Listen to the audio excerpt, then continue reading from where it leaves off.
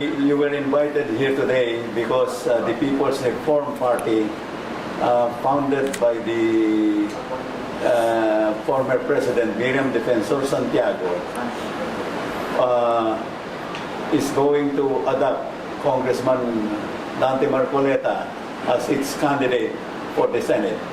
Inanunsyo ng grupong People's Reform Party o PRP ang pagsuporta sa kandidatura ni Senatorial Bet at sa Sagip Party List Representative Rodante Marcoleta.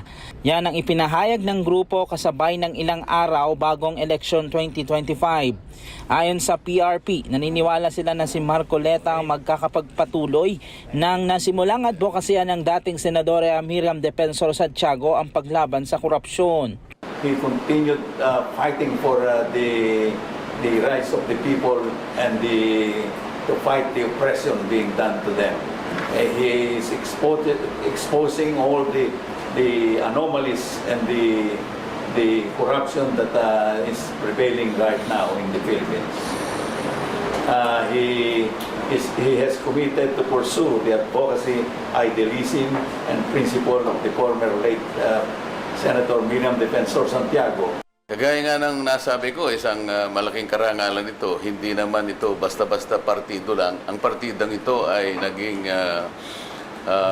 popular sa kanyang mga reformang ina-advocate para sa ating bansa. Kasi pagka ang isang partido ay parang dekorasyon lamang,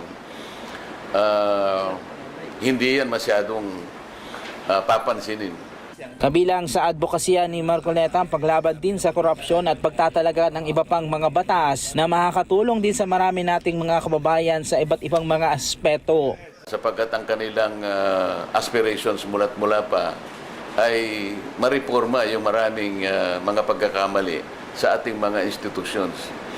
Kagaya nitong hinaharap nating corruption na ito, kung ito'y magpapatuloy at wala man lang magsasalita, katulad na halimbawa sa House of Representatives, any infringement to integrity is already considered corruption.